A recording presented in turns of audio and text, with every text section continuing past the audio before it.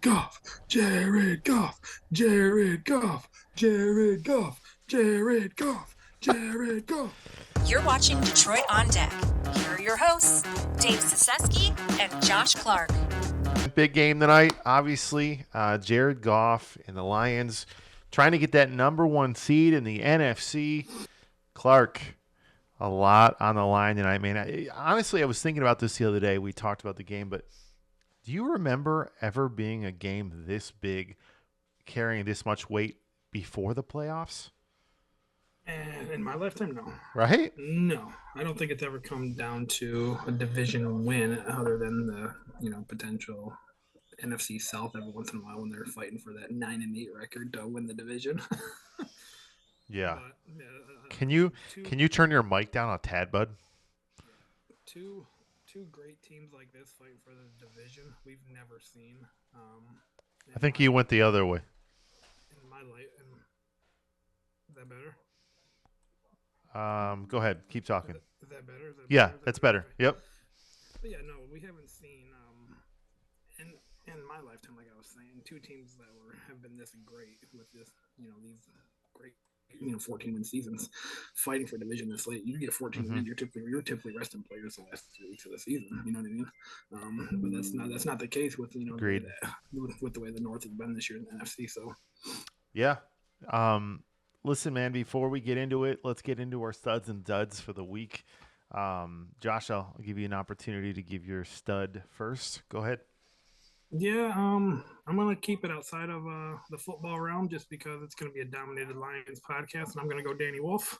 A lot of people don't know who Danny Wolf is, and they're like, "Who the heck is that?" This is a Yale transfer who currently plays at the University of Michigan. I think he's playing his way into probably a top 15 draft pick potentially, becoming the third NCAA Division I player last night with a stat line of at least 21-13, 7 assists, and 6 blocks. You're talking over a 23-year period frame that's only been done by 2 other players. Like, that's very impressive with who's come out of the NCAA between the years of 2022 and 2024. And he's smart. He came from Yale. Yeah, right. I mean, come on. It's Ivy League. Yeah. So it's funny you say that because there's an opportunity for them to pull in a Yale wide receiver we were talking about. As well, right. Right. So it worked out for the basketball team. Stud for me, I'm going to keep it in Detroit then. I'm going to say Cade Cunningham again because, and I think I've used it in the last couple weeks, but Cade put up 40 points last night, looked amazing. Really, that's a team that really misses Karl Anthony Towns. Say what you want about him as a player. He's lazy sometimes. Yeah. However, he puts up stats, and they miss him big time. Yeah. And it's just Edwards out there, and Edwards did play his tail off. Put up 53 on him. Right. But unfortunately, that's all they have right now. So I mean, not for the Pistons, right? We're fortunate about it, but we look good. I could have went JB Bickerstaff, but just love the way this team is looking right now. What about you for dud, bud? So my duds, I'm gonna go with a team in general here. I don't understand how a team like the New England Patriots, who have the number 1 pick coming into today, go out and win a football game with as many holes as they have on that team. Yeah, do not understand it at all. Like when the Giants gave it up and won a game a few weeks ago and lost the number 1 play, it's understandable because they have running back in place. They have, wide receiver in place, potential, tight end and Theo Johnson out of Penn State last year. Like, they have pieces in place, whereas the Patriots have nothing in place, in my opinion, outside of Drake May. Yeah. For me, I'm gonna put in a first round quarterback, projected first round that I laugh about, Jalen Milroe. I thought Michigan, listen, whether or not, once the rain stopped, he still looked like garbage. Yeah. Michigan was playing a lot of backups, and even Desmond Howard said, I didn't recognize a lot of the guys out there, right? And if Des doesn't recognize that's a Michigan alumni, right? That's a guy that's obsessed with that team and didn't know a lot of those players. So I'm gonna say Milrow because I just don't see it, and it's crazy because Giants fans are gonna be stuck with him. You know it. It just feels Yeah, like I the mean, Giants are gonna get him. personally from the Giants, I'm looking at somebody else. Like I'm looking at maybe Ted McMillan to pair up with neighbors, and then drafting a guy in the second round who's potentially could be there. Jackson Dart could potentially be there for you. A Yeah. Carson Beck could potentially be there. Like which I would take both of them over freaking Milrow. Honestly, man, I'm calling Minnesota and seeing if Oh, JJ's for JJ available, as right? well. There's been a lot of reports about that out there as well. Him going to Yeah. the Giants via trade. So yeah, it's But another option. That's definitely another option before Milrow, in my opinion. let's talk about the game today, man. A lot of differences on both sides of the ball. I'll let you take the Lions side. I'll take Minnesota's side. The big one for Detroit against Detroit on Minnesota is listen, they didn't have TJ Hawkinson in that first matchup. TJ, as we know, he's top 10 tight end in the game. Especially in this year when it was like tough to have like those guys stand out, right? In fantasy football, we felt it, Yeah. right? If you didn't Oh yeah. have like one of like five, it was like completely fell off. Kelsey, still baller. You Yep. drafted him high. Shout out to you, because I didn't believe it. But I mean, the thing is I think Hawk is getting healthier and healthier, and you're Yep. starting to see Sam Darnold getting comfortable with him. So Hawk is a big one that they have there. We know what last week George Kittle did against us, right? And what tight ends do. It will help, as we'll talk about, getting Anzalone back. We don't know to what degree, right? How long will he play? How many snaps will he play? But it should help. However, Hawkinson is going to be, it's another guy that you have to keep an eye on, right? Just another guy. And Josh Naylor's stepping up. He's Yep. playing better football. Addison's playing better football. The Jetta. It's like Right? Like, and not and listen, man. I 100% believe that O'Connell could have lesser guys in there and he'd still make this work because just the way yeah, he schemes up, right? yeah, He's like a Shanahan type of deal, right? Like he can make guys that you're wondering, are they that good? right. Or is it the scheme, right? Like Brock Purdy. I like Brock Purdy, Yep. but like, You put him anywhere else, and he's going to be successful. you know what I'm saying? Like, Yeah. so we'll see. But that for me is one of the bigger deals. Um, I think Aaron Jones is a little bit banged up right now, so he's got that bruised thigh. But we'll see on that. I think for Minnesota though, Cashman, a couple of their losses he wasn't healthy in. He's a Yeah. really good linebacker. Like Yep. he makes a lot of plays, so he's going to be a key. But what about you, Josh? What about on that Detroit side? What's different? What are we missing? Talk Well, about that. for me, what Minnesota's going to have to deal with more than what they did in the first matchup is they're going to have to deal with a heavier dosage of Jameer Gibbs. Hmm. Yeah, Whereas before it was Monty opening drive, Monty in the goal line, Monty this right. one. You know what I'm saying? Monty fumbled in that game, man. Exactly, Monty fumbled that game. So it's going to be how can they game plan to stop Jameer Gibbs Hmm. over the course of a whole game compared to him splitting carries with Montgomery. I think getting a full dose of Montgomery is going to be challenging for them because once he gets going, like we know what he can do. Like and it does, Yeah. and we've seen him, get off to a couple slow starts this year, but like once he gets going and keeps up, like good luck to any defense trying to stop him. Secondly, having JMO having JMO, That's big. like we talked about earlier, and you had mentioned, JMO last time they didn't talk or they played, he really wasn't a focal point in the offense because he was going Decoy. through that whole suspension of the Yep. gambling and stuff. So having JMO back out there and the way that he's been playing lately, also, if he can keep that upward trajectory going and have 60, 70 yards, maybe a touchdown, 6, 7 grabs, whatever the case may be, I think Hmm. that's just going to help, offset and help alleviate a lot of that pressure that St. Brown's going to get. And honestly, Timmy Patrick's been playing his best football, Yeah. right? Like, he's getting comfortable. That's another guy that's coming off of an injury, right? So, like 2 years in a row. So he's Yeah. getting healthy. So that's exciting for them. Um, I think it's going to be a great matchup. If Detroit is going to get this victory, let's talk about that. Okay, for me, Josh, I think it's that run game. Um, you really have to dominate on the ground, but I want to see Detroit get some key stops in that first half because this is an offense that could really give us trouble with Yeah. JJ. I mean, Justin Jefferson, it doesn't matter who's at quarterback. We saw it with Nick Mullins last year. Doesn't Right. matter. He's going to eat, right? Let him Yep. eat. But you got to stop those other Got to guys. stop Addison. Got to stop Hawk. You got to stop Jones out of the backfield. Naylor, who's been coming on, you got to stop. Yeah, agreed. Like I What will. about you? What about you in terms of keys, man? Keys for me on the Detroit side. I mean, it's line of scrimmage. It really is. Detroit's got a Yep. top two line. Detroit's got a top two line in the NFL. Maybe the Eagles are better. Maybe argument there, but Mm-hmm. again, I mean, Jameer Gibbs is always going to be a key success to the Lions winning any type of game. Mm-hmm. Um, Jared Goff having a clean game, not turning the ball over, Mm-hmm. things of that nature. I think if St. Brown could go out there and give us 8 to 10 catches, 100 yards. Jameis getting us 6 to 7 catches, 70 yards. If Gibbs is Yep. out of the backfield catching 4 or 5 balls for 50 yards, Laporta 5 balls for another 50, 60 yards. I think that's going to really just ultimately kind of help the Lions in a sense, just because one, Jared Goff probably does it better than anybody, maybe outside of Mahomes, that's spreading the ball around. And Yeah. when you can spread the ball around, you keep the defense guessing where the ball's actually going to go. Compared to the Vikings, more times than not, they're going to force feed Jefferson. You know what I mean? And Detroit Yep. knows that, so like we know how to kind of stop them. You know what I mean? So Yeah. I think that's going to be huge for the Lions in terms of a key to victory. Is just continue to play their game. Play a clean game. Play I would like. Personally, I would like to. I'm gonna change this a little bit here. I would like to see them come out in tempo. Yeah.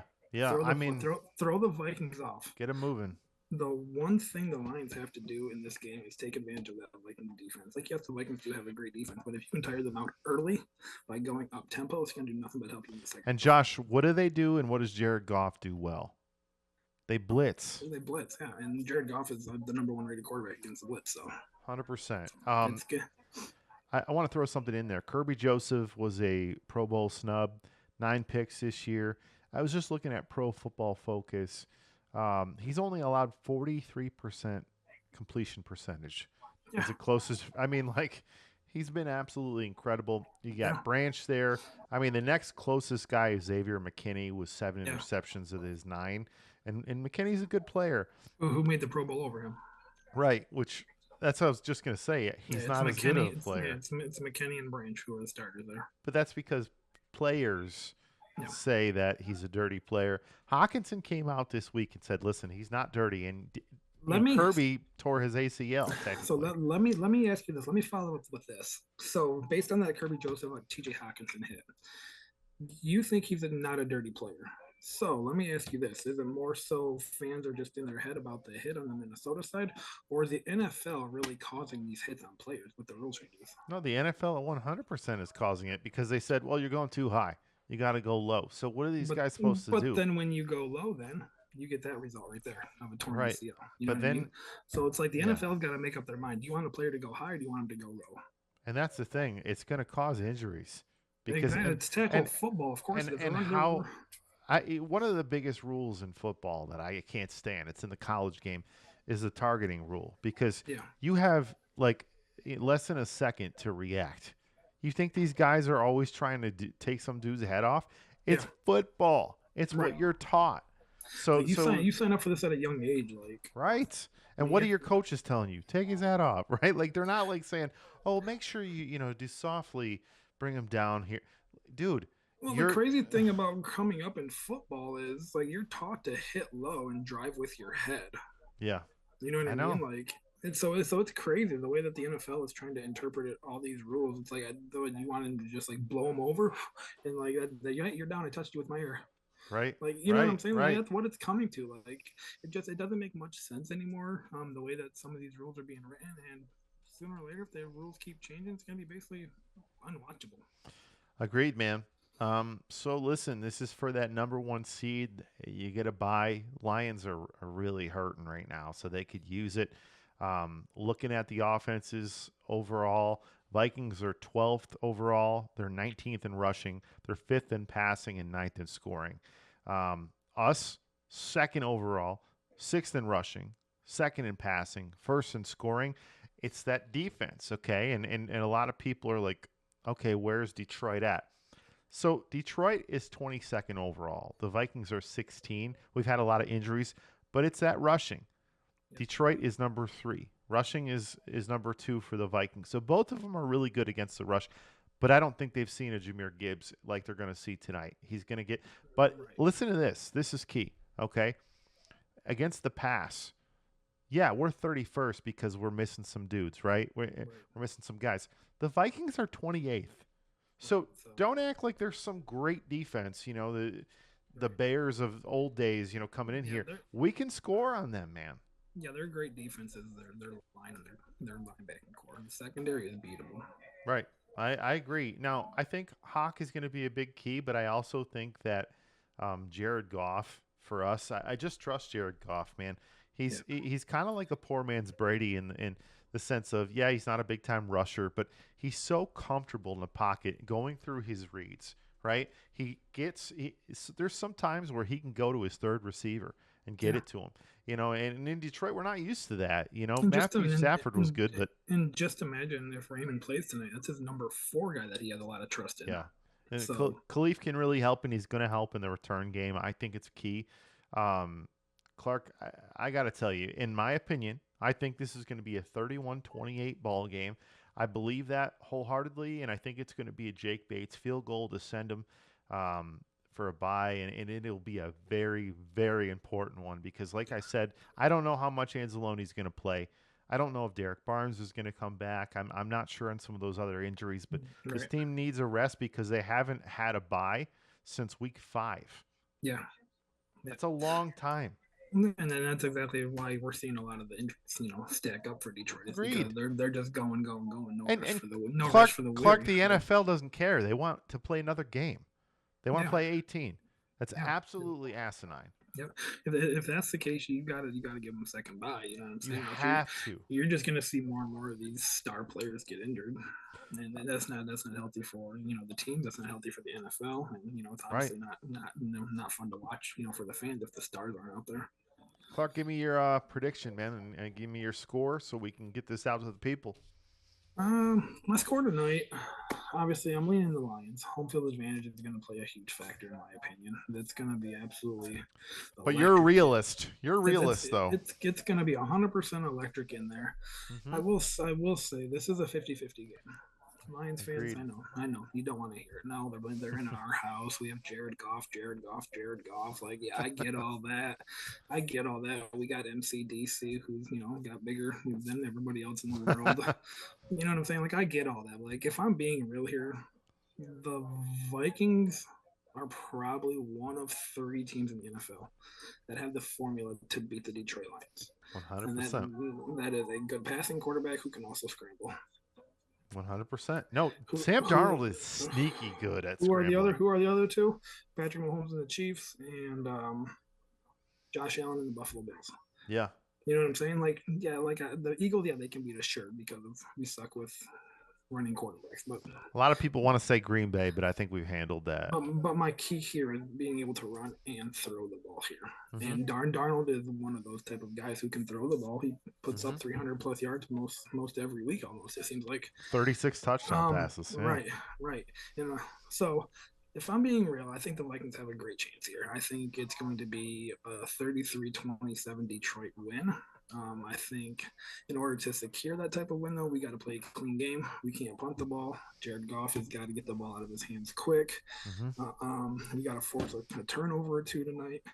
And if I think we can do that, which this Lions defense, even with the injuries, has been sneaky. They've been able to get a couple turnovers the last few weeks here, and if we can do that again, I do expect them to win to get that first round bye. So I'm gonna say 33-27 Detroit. Moving on to the playoffs, number 1 seed, staying home. Number 1 seed, and one more point from us. We'll be back tomorrow. We're going to talk Lions victory. We certainly hope. Some Monday night podcasts from Detroit on deck. So for me, Clarky, have a good night, everybody. Go Lions, baby. Jared Goff. Thanks for listening to Detroit on Deck. Be sure to like and subscribe to our page for more Detroit content.